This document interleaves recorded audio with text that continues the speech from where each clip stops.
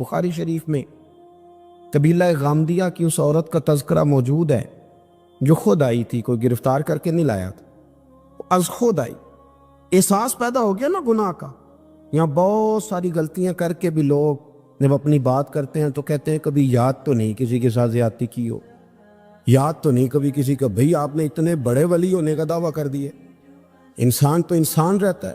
بڑے بڑے لوگ کہہ گئے کہ یا اللہ اگر انجانے میں بھی بھول گئے ہیں تو ہم سے درگزر فرما، لیکن جب ہم تیار ہی نہیں ماننے کو۔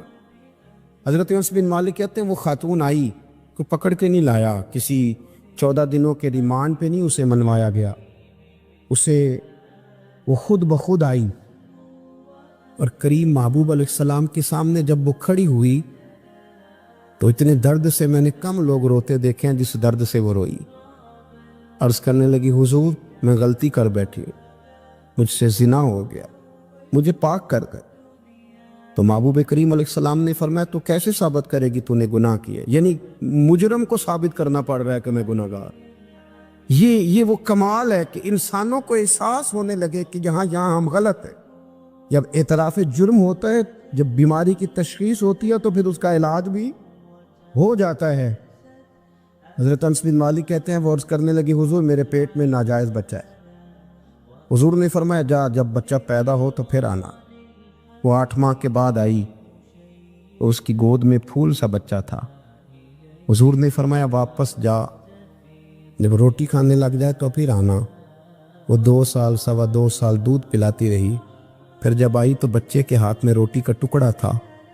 کریم محبوب صلی اللہ تعالی علیہ وسلم سے آ کے جب اس نے بات کی تو وہ درد سے روئی، کہنے لگی یا رسول اللہ 3 سال ہونے کو ہیں، میں نے گناہ کیا ہے، میں ساری رات سو نہیں پاتی۔ حضور تڑپتی اگر اس حال میں مر گئی تو اپنے رب کو کیا منہ دکھاؤں گا، مجھے پاک کر دے، میرے حال پہ رحم فرمائے۔ محبوب کریم صلی اللہ علیہ وسلم نے بچہ ایک صحابی کو دیا، فرمایا بچوں کی طرح پالنا، اور کہا اسے لے جاؤ، پتھر مار مار کے اسے سنسار کر دو۔ صحابہ کہتے ہیں اسے پتھر لگ رہے تھے اور حضور بے چینی کے ساتھ ٹہل رہے۔ آ کے خبر دی حضور وہ تو وصال کر گئی، انتقال ہو گیا۔ فرمایا یہاں تک تو بات اس کی تھی۔ حضرت انس بن مالک کہتے ہیں اب محبوب کریم نے صحابیات سے فرمایا اسے غسل دو، کفن پہناؤ، جنازہ تیار ہو جائے تو مجھے خبر کرنا۔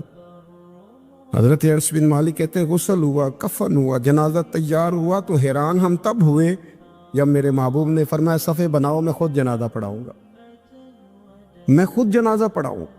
اور سرکار نے جنازہ پڑھایا تو ایک شخص کی زبان سے نکلا حضور اس ملعون کا معاذ اللہ جنازہ جس نے ناجائز بچہ جنا، اس کے لیے آپ دعا کر رہے ہیں، جنازہ پڑھا۔ حضور فرمانے لگے خاموش ہو جاؤ، تم نے گناہ دیکھا ہے اس کا احساس نہیں دیکھا، تم نے غلطی دیکھی ہے لیکن اس کی توبہ کا انداز نہیں دیکھا۔ اور صاحب کنز العمال نے یہ لفظ نقل کیے ہیں کہ کریم محبوب فرمانے لگے اس نے تو ایسی شاندار توبہ کی ہے کہ اگر میں اپنی ساری امت میں بانٹ دوں تو اللہ سب کی مغفرت فرما دے گا۔ احساس جب پیدا ہو جاتا ہے نا اپنے دل کے اندر کہ یہاں میں غلط ہوں، ان العبد اذا اعترف ثم تاب تاب اللہ علیہ او کما قال نبی صلی اللہ علیہ وسلم، رواہ مشکات۔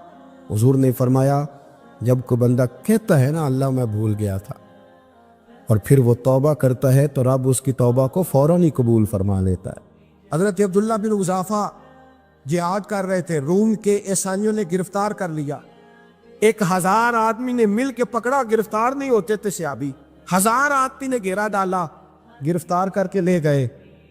اور جب بادشاہ کے سامنے گئے تو وزیر کہنے لگا بادشاہ بندہ بڑے کام کا ہے، اگر ہمارے قابو آ گیا تو فائدہ دے گا، صحابی ہیں حضرت عبداللہ بن حذافہ، حضرت فاروق اعظم کا زمانہ ہے، اگر قابو آ گیا تو فائدہ دے گا۔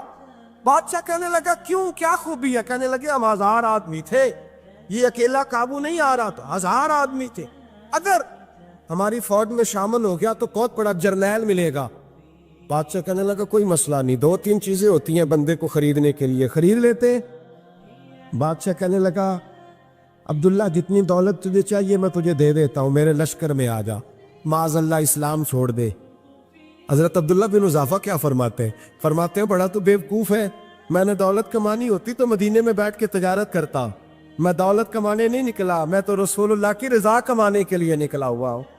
دولت کمانی ہوتی تو کسی مارکیٹ میں ہوتا، میدان میں آنا تھا۔ شہادت ہے مطلوب مقصود مومن، نہ مال غنیمت نہ کشور کشائی۔ یہ دولت تو لوٹی ہے رسول اللہ کے دروازے کی، جو تو پیچھے پیچھے پھرتی ہے نبی پاک کے غلاموں۔ یہ کمانی ہوتی تو میں کسی مارکیٹ میں ہوتا، میدان میں تھوڑا ہوتا۔ عبداللہ بن حذافہ سے ایک دوسری چال چلی، کہنے لگے میاں عہدہ جو تجھے چاہیے، میں بادشاہ ہوں، میرے نیچے جو عہدہ تو کہے گا وہ تجھے مل جائے گا۔ حضرت عبداللہ بن حذافہ کہنے لگے شاید تجھے پتہ نہیں میری تعریف کیا ہے، شاید تو جانتا نہیں میری تعریف کیا ہے۔ کہا صاحب کی کیا تعریف ہے؟ کہنے لگے میں رسول اللہ کا صحابی ہوں، اور کائنات میں سب سے بڑا عہدہ مصطفیٰ کے صحابی ہونے کا عہدہ ہے۔ صحابہ وہ صحابہ تھے جن کی ہر صبح صبح عید ہوتی تھی، خدا کا قرب حاصل تھا، نبی کی دید ہوتی تھی۔ فرمایا میں نے حضور کے جلوے دیکھے ہوئے ہیں، مجھے عہدے کی ضرورت ہی نہیں، اور میں نے عہدہ لینا ہوتا تو میں سیاست کرتا، میں تو شہادت لینے نکلا ہوں میدان میں، عہدے کا میں نے کیا کرنا ہے۔ اب بادشاہ کہنے لگا اسے قتل کر دو۔ وزیر کہنے لگا نہیں، ایک بات اور ہے، مجھے ایک چال اور چلنے دو۔ کہا وہ کیا؟ کہنے لگے میری بیٹی بڑی خوبصورت ہے، مجھے موقع دو اپنی بیٹی کو سجا بنا کے۔ وہ جوان جس کی جوانی اتنی بڑی ہے کہ 1000 آدمی مقابلے میں کھڑا نہیں ہوتا، اس جوان کے کمرے میں رات کی تنہائی میں بنا سوار کے بی بی کو بھیجا۔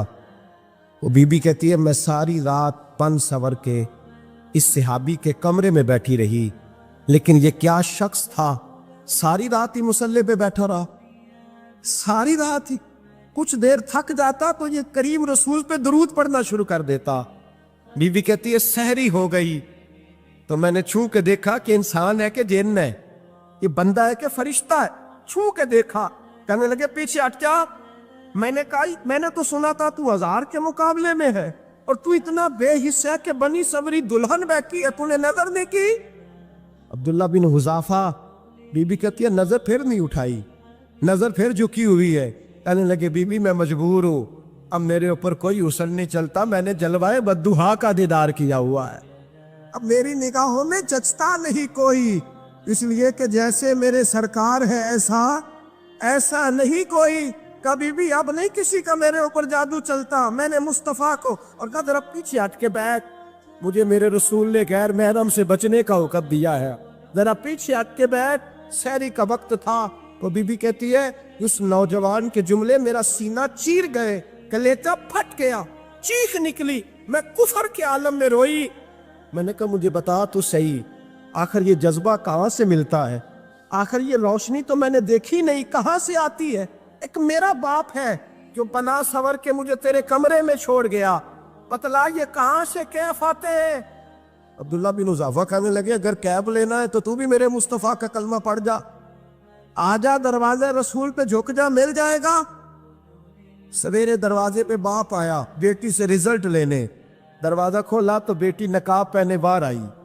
باپ کہنے لگا کیا بلا؟ کہنے لگی پیچھے ہٹ جا، تو غیر محرم ہے، کافر ہے، میں مسلمان ہوں۔ اس نے کہا کیا ہوا؟ کہنے لگی تیرے جیسے کو باپ کہوں، تیرے جیسے کو جو مجھے استعمال کر رہا تھا، میں تجھے باپ نہیں مانتی، میں اب رسول والی ہو گئی، میں حضرت فاطمہ کی کنیزہ ہو گئی، میں اب نبی کریم کی خادمہ ہوں، خبردار میرے قریب نہ آنا۔ یہ داؤ بھی ناکام ہوا۔ اب حضرت عبداللہ بن حذافہ کے سامنے موت کھڑی کی، ایک کڑا میں تیل گرم کیا، کہنے لگے تجھے اس میں جلایا جائے گا۔ حضرت عبداللہ بن حذافہ رضی اللہ تعالیٰ عنہ جب جلنے کے قریب ہوئے تو رونے لگے۔ روم کا بادشاہ کہنے لگا شاید ڈر گیا ہے، کہنے لگے اب سمجھ آئی ہے، اب تجھے پتہ چلا ہے، چلا آ جا۔ حضرت عبداللہ بن حذافہ کہنے لگے تو کافر ہے، تیری کافروں والی سوچ ہے، اس لیے نہیں رویا کہ موت سے ڈر گیا ہوں، میں تو اس لیے رویا ہوں کہ ایک جان ہے وہ نبی پاک پہ قربان ہو رہی ہے، کاش رب مجھے 1000 جان دیتا، میں ساری مصطفیٰ پہ قربان کر دیتا۔ ایک سنار نے گلی میں یتیم چھوٹے سے بچے کو گھومتے دیکھا تو سنار بے اولاد تھا، بچے کو اٹھا کے گھر لے آیا، 18 سال اس بچے کی پرورش کی، اس کو پالا پوسا، جوان کیا۔ سنار کے پاس وہ دکان پہ چلا جاتا، وہ کئی دفعہ دکان پہ رہتا، کئی دفعہ گھر میں رہتا۔ ایک دفعہ وہ دکان پہ تھا، بچہ گھر تھا، 18 سال کا جوان، اس کی بیوی اکیلی تھی۔ وہ جس نے ماں بن کے پالا تھا اس نے اسی پہ حملہ کر دیا، اس کا بازو بری نیت سے تھاما۔ بیوی چیخی، تھوڑی دیر گزری تو وہ نوجوان پیروں میں بیٹھ گیا، کہنے لگا اماں پتہ نہیں مجھے کیا ہوا۔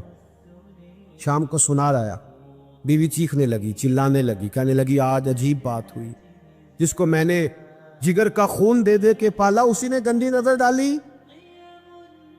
سنار محب حیرت ہے، بیوی کا خیال تھا کہ لات اٹھائے گا، ڈنڈا اٹھائے گا، نوجوان کو مارے گا، لیکن وہ رونے لگ گیا۔ اس نے کہا آج اس نے میرا بازو تھاما ہے، جانے کیا کیا ہے۔ پریشان ہونے لگ گیا، سجدے میں گر گیا، کہا تو بتاتا کیوں نہیں؟ تو وہ سنار کہنے لگا اس کی غلطی نہیں، 18 سال کے بعد آج مجھ پر بھی شیطان سوار ہوا تھا۔ ایک عورت آئی تھی، وہ اپنے بازوؤں میں چوڑیاں پہننا چاہتی تھی تو میں نے بھی گندی نظر سے ہاتھ ڈالا تھا، رب کریم نے مجھے فوراً اس کی سزا دی۔ جن کے گھروں میں بیٹیاں ہوتی ہیں ان کی نظریں گندی نہیں ہوتی، جو بیٹیوں کے باپ ہوتے ہیں، جو بہنوں کے بھائی ہوتے ہیں، ان کی نظریں گندی۔ اور اگر تو ٹیلی فون کرتا ہے، تو کسی عورت کے ساتھ تعلق رکھتا ہے تو یہ بات لکھ لے، امام فخر الدین رازی 1، علامہ اسماعیل حقی 2، ملا جلال الدین رومی 3، امام خازن 4، امام جلال الدین سیوطی 5 حدیث کے استاد اور محدث لکھتے ہیں کہ اگر تو کسی پر گندی نظر ڈالے گا تو تیرا گھر بچ سکتا، یاد رکھ نہیں بچے، اس لیے کہ تیری نظر ہے، کسی کی بیٹی کو بیٹی سمجھ تاکہ تیری بچی کا پردہ قائم رہے، کسی کی بہن کو، یہ کیا بات ہوئی کہ تو جتنا مرضی گند معاشرے میں پھیلاتا رہے تیرا گھر بچا رہے، یہ کیسے ہو سکتا ہے؟ فَإِنَّ لَهُ مَعِيشَةً ضَنْكَ، اللہ فرماتے ہیں زندگی تنگ ہو جائے گی تیرے لیے مشکل، تو ڈھونڈتا پھرے گا کہ میں مرنے کو جگہ تلاش کروں۔ سچی توبہ کرے، کھری توبہ۔ یہ گناہ انسان کو مجبور کر دیتے۔ حضرت عبداللہ بن مبارک رحمۃ اللہ تعالیٰ علیہ، ان کے سینکڑوں شاگرد تھے، ایک شاگرد کے انتقال کا وقت آیا تو گھر گئے ملنے۔ آپ کہتے ہیں میں نے زور لگا لیا پر اس کی زبان پر کلمہ جاری نہیں ہوا۔ میں اسے کہتا کلمہ پڑھ پر اس کی زبان پر جاری۔ اللہ اکبر، بہت بڑی نعمت ہے، دعا فرمائیں اللہ ایمان کی موت عطا فرما، ایمان کی موت دے اللہ کریم، ایمان کی موت دے۔ ایسے بھی لوگ دیکھیں ہیں، مسجد نبوی ہے، رسول اللہ کا شہر ہے، سر سجدے میں ہے، روح پرواز کر گئی، روح پر کتنا نصیبوں والا ہے، کتنا نصیبوں والا کہ مسجد نبی میں سر سجدے میں رکھا ہے، اور اللہ تبارک و تعالیٰ نے محبوب کے قدموں میں موت عطا فرمائی۔ حضرت عبداللہ بن مبارک کہتے ہیں میں نے اس کو کہا کلمہ پڑھ تو اس کی زبان پہ جاری نہیں ہوتا، میں بار بار کہتا تو وہ منت کرتا، کہتا حضور میں کوشش کرتا ہوں جاری نہیں ہوتا۔ فرماتے میں پریشان ہو کے اٹھا، ابھی میں دروازے پہ پہنچا تھا، اس نے چیخ ماری اور روح پرواز کر گئی۔ بچے رونے لگے، بیوی رونے لگی، تو میں نے اس کی بیوی سے کہا کہ یہ جرم کیا کرتا، اتنا بڑا پاپی پہ کلمہ جاری نہیں ہوا۔ اس کی زوجہ کہنے لگی حضرت جی 2 گناہ تھے اس کے، ایک تو یہ شراب کا عادی تھا، روکتی تھی باز نہیں آتا تھا، اور دوسری بات یہ کہ یہ اپنی اماں کا نافرمان تھا، وہ 2 گلیاں چھوڑ کے رہتی ہے، یہ کبھی ملنے نہیں گیا تھا، اس بوڑھی کا کلیجہ اس کی طرف سے بڑی تکلیف میں تھا۔ حضرت عبداللہ بن مبارک کہنے لگے جا تو بھی دعا کر، اس کی ماں کو بھی کہہ دعا کرے کہ یہاں تو یہ کلمہ نہیں اسے نصیب ہوا، اللہ کرے اللہ آخرت کی منزلیں اس کی بہتر فرما دے۔ حضور صلی اللہ علیہ وسلم کے پاس ایک مہمان آ گئے رات کے وقت میں، جب وہ آئے تو حضور نے پوچھا کھانا کھانا ہے؟ تم نے کہا کھانا ہے۔ جھوٹ اور بھوک کو جمع کرنا منع ہے؟ کہا جی کھانا ہے۔ تو حضور صلی اللہ علیہ وسلم نے فرمایا ازواج مطہرات کے گھروں میں پتہ کرو کچھ ہے؟